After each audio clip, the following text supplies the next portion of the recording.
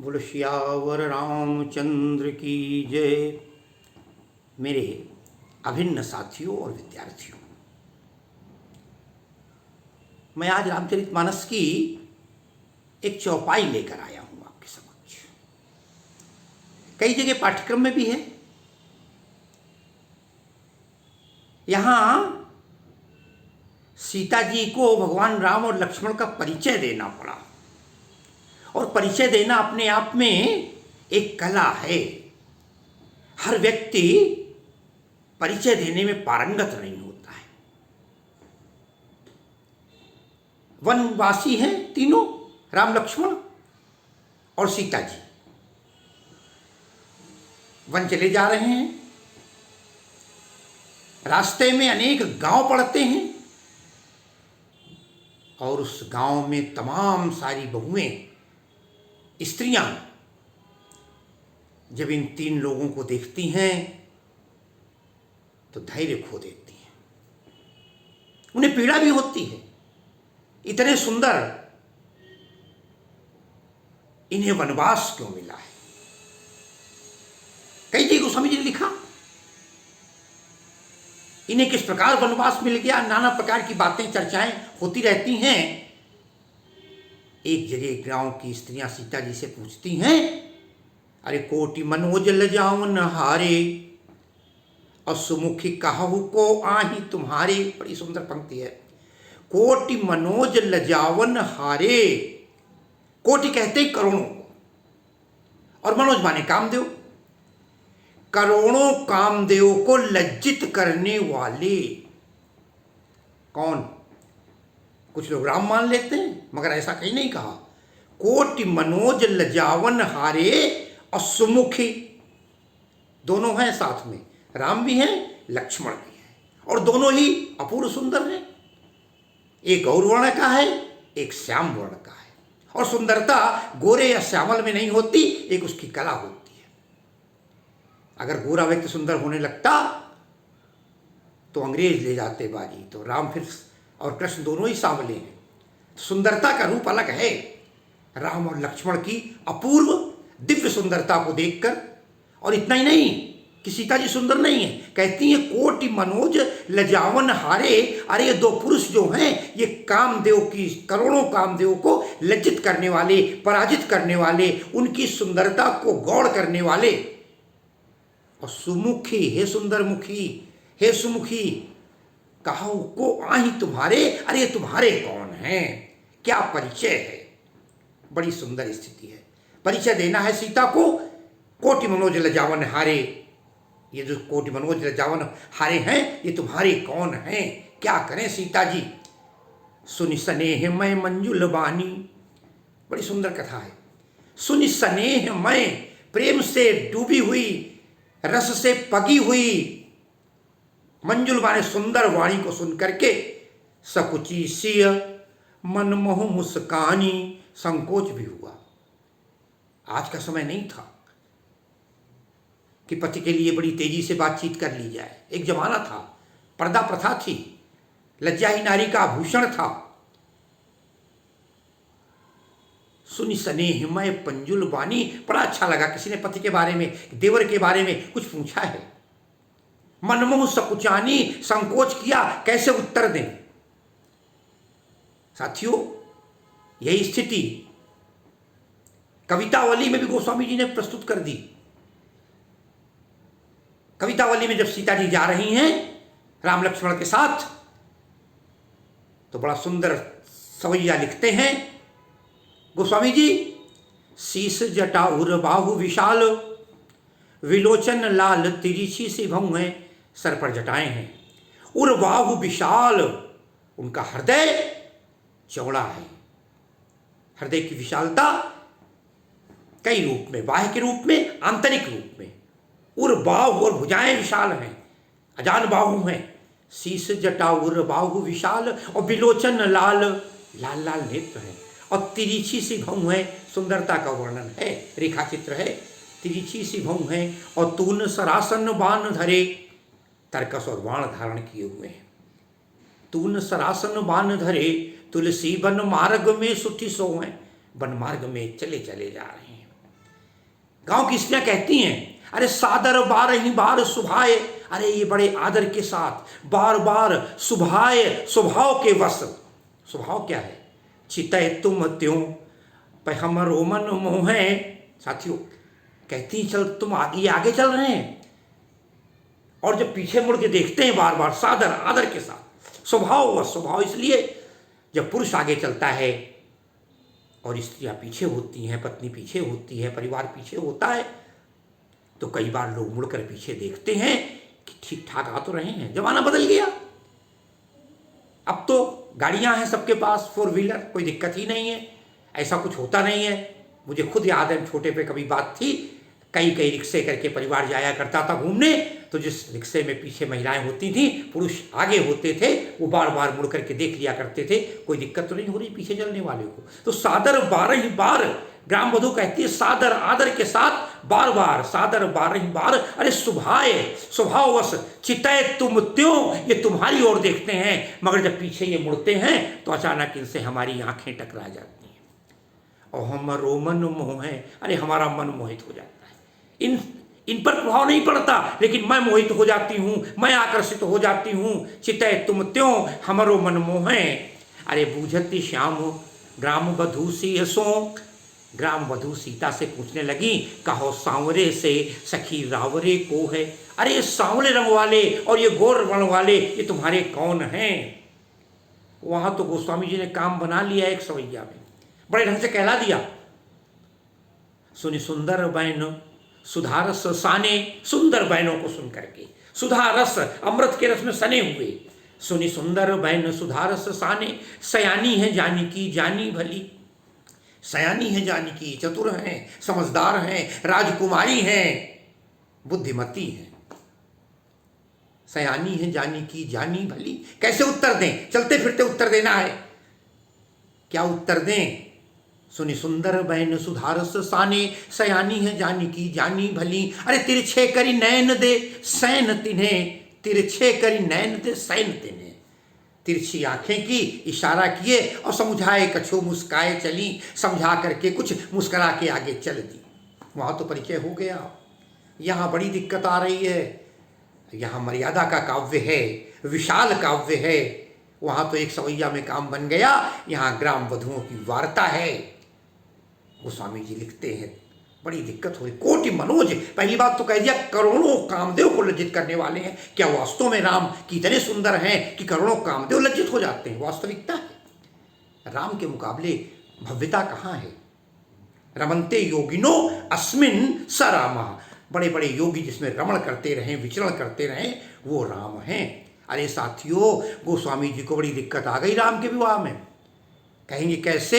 एक चौक उन्होंने एक दोहा लिखा, जहां राम तहां काम नहीं। काम की इतनी हिम्मत कहाँ है कि राम के सामने आ सके? जहां राम तहां काम नहीं, और जहां काम नहीं राम। जहां काम है वहां राम नहीं है, स्वाभाविक है। जहां राम है वहां काम का क्या काम? वहां तो भक्ति है, वहां तो अविरल धारा है, ज्ञान की, भक्ति की, अध्यात्म की।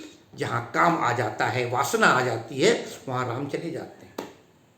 यही तो प्रेम और वासना में अंतर होता है। जहाँ प्रेम होता है वहाँ वासना कोसों दूर रहती है, जहाँ वासना आ जाती है वहाँ प्रेम समाप्त हो जाता है। साथियों बड़ी दिक्कत, अब विवाह हो रहा है राम का। गोस्वामी जी को परेशानी हो गई, क्योंकि राम तो कोटि मनोज लजावन हारे, वो तो कामदेव को लज्जित करने, करोड़ों कामदेव उनसे लज्जित हो जाते हैं। इतनी हिम्मत नहीं पड़ती, जहां राम तहां काम नहीं। लोगों ने कहा बाबा अब तो यहाँ राम हैं, मंडप के नीचे हैं, अगर काम यहाँ नहीं आएगा तो कैसे काम बनेगा? क्योंकि विवाह में तो काम वासना का होना आवश्यक है, अनिवार्य है, अन्यथा विवाह कहाँ?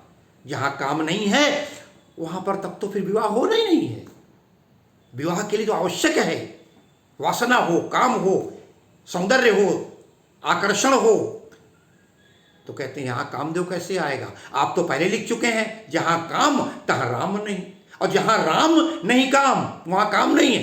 अब बोले दोनों कबहू ना मिले, रवि रजनी एक ठाम। दोनों कभी एक साथ नहीं मिल सकते। जिस प्रकार रवि माने सूर्य और रजनी माने रात, दोनों आमने सामने निकला, कभी एक साथ नहीं हो सकते। उसी प्रकार राम और काम नहीं हो सकते। बाबा परेशान हो गए, तुलसीदास जी क्या करें, यहाँ काम को तो लाना है। उन्होंने कहा क्या बात करते हो, जहाँ विवाह है वहाँ काम ना आवे तो विवाह किस काम का। कहने कहाँ हैं, अरे बोले बहुत हैं, करोड़ों काम हैं और करोड़ों काम लज्जित हैं, छिप करके आए हुए हैं। लोगों ने कहा कैसे। गोस्वामी जी के पास एक अलंकार था बढ़िया, है ना, हिंदी साहित्य के विशद ज्ञाता थे, बड़ा सुंदर लिखते हैं। आसपास तमाम खंभे हैं। बोले सिया राम सुंदर परछाई, सीता और राम की सुंदर परछाया है। कहाँ पड़ रही है, सिया राम सुंदर परछाई और जगमगात मणिखंभन माही। मणिखंभन माही, जो मणि के खंभे हैं, मणियाँ लगी हुई हैं, हर एक मणि में राम और सीता दिखाई दे रहे हैं। जगमगात मणिखंभन माही, चारों तरफ लगे हुए मणियाँ और हर मणि में राम और सीता की जोड़ी दिखाई पड़ रही है। तो उन्होंने कहा बाबा ये तो मैं भी कर, राम सीता तो हैं, काम कहाँ है, काम तो यहाँ आ ही नहीं सकता क्योंकि राम है। बाबा ने अगली पंक्ति में लिख दिया, बोले राम सिय सुंदर परछाई और जगमगात मणिखंभन माही। अरे ऐसा लग रहा है मनहु मदन रति धरी बहु रूपा और देखत राम विवाह अनूपा। बोले ऐसा लगता है मानो अरे ये रति और कामदेव हैं जो प्रत्येक मणि में आकर के छिप करके दर्शन कर रहे हैं। राम और सीता का, रति और कामदेव दोनों का आगमन हुआ है। ये है क्योंकि जगह सामने नहीं आ सकते, छिप करके देख रहे हैं, करोड़ों लज्जित हैं। ये बात है, उस बात को मैं ले रहा था। कोटि मनोज लजावन हारे और सुमुखी कहूँ को वाही तुम्हारे, सुनि स्नेह मैं मंजुल बानी सकुची सिय मनमोहु मुस्कानी। उन्होंने कहा बता तो दो बहन, बता तो दो बहू, बता तो दो बिटिया, जो भी कहा हो, क्या बताना है, ये तुम्हारे कौन हैं। फिर क्या, अरे तिन्हीं बिलोकी और बिलोकति धरनी। सीता जी ने उनको देखा जिसने प्रश्न किया था और फिर बिलोकत धरनी, धरती की तरफ देख लिया। धरती कौन है, माँ है। मायके में लड़कियां जब पति जाता था तो लड़कियां अंदर छिप के बैठती थीं, माँ के सामने नहीं आती थी। तिन्हीं बिलोकी और बिलोकत धरनी और दू सकोच, दोनों तरफ संकोच है। सकुचति बरबरनी, गोस्वामी जी लिखते हैं दोनों तरफ संकोच कैसा है। अरे भाई स्वाभाविक है, एक संकोच ये है अगर बताती नहीं है जिसने प्रश्न किया है तो वाणी पंगु हो जाती है, दुख होगा। किसी ने मुझसे कुछ पूछा, हमने बताया नहीं, किसी ने मदद की कही, हमने मदद नहीं की, किसी से वायदा किया, हमने वादा पूरा नहीं किया, कोई पूछ रहा है, हम बता नहीं रहे हैं।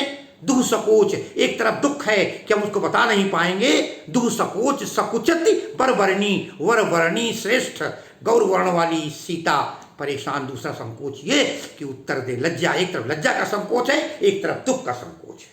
सीता जी उन दोनों संकोचों के मध्य विराजमान है। दुह सकोच सकुचति बरबरनी, दोनों संकोचों में पड़ी हुई है, कैसे उत्तर दे दें। खैर देती हैं। साथियों कई कवियों ने उत्तर देने की बात की है।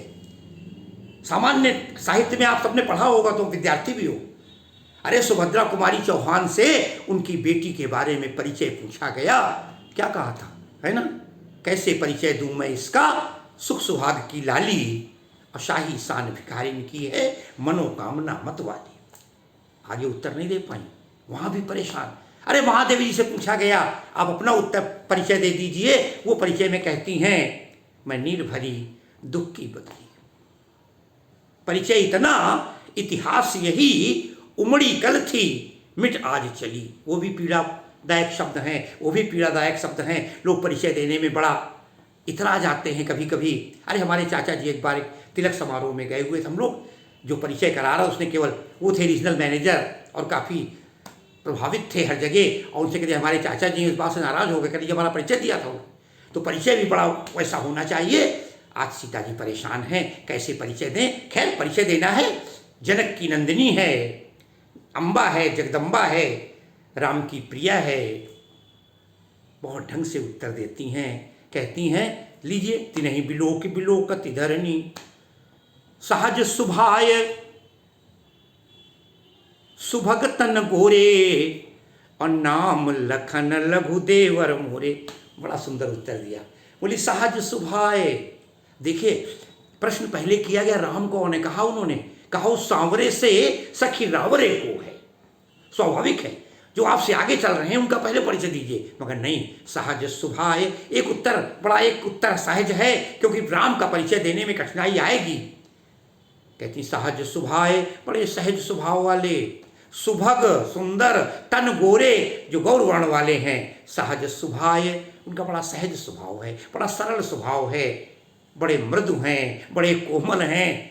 जबकि राम लक्ष्मण बड़े कठोर, बड़े क्रोधी, किंतु वहां पर सहज स्वभाव, सुभग तन गोरे। एक माँ और भाभी और देवर तो माँ पुत्र होते हैं, हमेशा अपने बेटे की बड़ाई करती है। कहते सहज स्वभाव, बड़े सहज स्वभाव है, पानी की तरह बहने वाला, सुभग तन गोरे। अरे नाम लखन, इनका लक्ष्मण नाम है। लघुदेवर मोरे।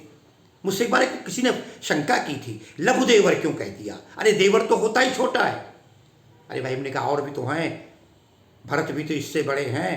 तो सहज स्वभाव, सुभग तन गोरे, नाम लखन। लघु छोटे हैं, ये मेरे देवर हैं, इनसे छोटे हैं इसलिए मेरे देवर हैं। उस भाव को ये लीजिए, नाम लखन लघु, क्योंकि चारों एक साथ थे, इसी को वजह सहोदर कहे गए। एक साथ चारों पेट में आए थे, एक ही दिन तक पेट में आए थे, उस खीर को खाने के बाद, उस प्रसाद को खाने के बाद, इसलिए चारों को सहोदर कहा गया है, सगा भाई कहा गया है। तो कभी सहज स्वभाव, सुभग तन गोरे, और नाम लखन लघुदेवर मोरे। मेरे इनका नाम है, बड़ा सुंदर। अब बड़ी दिक्कत आ गई, राम का परिचय कैसे दें? आज की स्त्री होती तो अपना हमारे हस्बैंड हैं, हमारे मिस्टर हैं, या सीता जी गोद में कोई बच्चा होता, ये रिंकू के पापा हैं, पप्पू के पापा हैं, रिंकी के पापा हैं, इनके डैडी हैं, आदि आदि। ऐसी कोई बात तो थी नहीं। क्या कहें सीता जी? फिर उन्होंने किया क्या? गोस्वामी जी देखिए, तैयारी देखिए कितनी बढ़िया करवाते हैं। बोले बहुरी बधन विधुअंचल ढाकी। बहुरी बदन, बहुरी दोबारा, उसके बाद परिचय देने के बाद लक्ष्मण का, बहुरी बदन विधु अंचल, विधु चंद्रमा, अपना चंद्रमुख को ढाकी, हल्का ढक लिया। ये पहले जब साड़ियाँ पहनी जाती थी, धोतियाँ पहनी जाती थी, किसी से शर्म की जाती थी, कोई छिप के बात करनी होती थी, तो धोती का पल्लू थोड़ा सा डाल करके हल्की सी आँख खुली रखी जाती थी। मेरी माँ को मैंने कई बार देखा है, घर में कोई मेहमान आते थे, हम लोग कहीं भेजना होता था तो बहुत ढंग से इशारा कर देती थी, बर्फ़ ले आओ जा करके, या बर्फ़ी ले आओ जा करके, आदि आदि जो कुछ भी सामान, नमकीन लाना हो, दाल मोट लानी, उस समय का यही नाश्ते हुआ करते थे। बहुरी बदन विधु अंचल ढाकी, अंचल ढाकी, आंचल से ढक लिया मुँह। फिर और पियतन चितय, फिर अपने पति की तरफ चितय दृष्टि डाली, और भौं करी बाकी, अपनी नेत्रों को तिरछा कर लिया, भौहों को तिरछा कर लिया। तिरछे, वहाँ भी देख लीजिए, तिरछे करी नयन दिसैन तिन्हें, समुझाए कछु मुस्काए चली। फिर क्या होता है? बहुरी बदन विधु अंचल ढाकी, और पियतन चितय भौं करी ना बाकी, तिरछी भौं करके। और खंजन मंजू, खंजन मंजू, खंजन पक्षी से नेत्रों की तुलना की जाती है। मैथिली शरण गुप्त ने साकेत के 9वें सर्ग में उर्मिला के वियोग में कहलवाया है, निरखी सखी ये खंजन आए। तो खंजन, खंजन मंजू, खंजन पक्षी के समान सुंदर नेत्र वाले, खंजन मंजू तिरछे नयननी, तिरछे नेत्रों से। निज पति तिन्हीं कहेहु सिय सैननी, निज पति, ये हमारे पति हैं, मुंह से नहीं, कहेहु तिय सैननी, सीता जी ने उनको सैन से, इशारे से बता दिया। बस पहुंच गए। संकेत बड़ी भारी भाषा होती है, जब हम संकेतों में बात करते हैं, इशारों में बात करते हैं, उसका प्रभाव स्थायी पड़ता है। यही तो भाषा है। भाषा है हम अपनी बात को दूसरे तक कैसे पहुंचा दें। जितनी जल्दी संकेतों से पहुंचा देते हैं, सब जान जाते हैं। जिसको जानना है वो जान जाता है, नहीं जानने वाला नहीं जान पाता। कल्पना कीजिए, घर में कोई आया है, माँ बेटी दोनों बैठी हैं, एक ही सोफे पर बैठी हैं, सामने मेहमान बैठे हैं। माँ चाहती है किचन में जाकर के कुछ तैयारी की जाए। माँ अपने अंगूठे को धीरे से बेटी के पैर पर दबाती है।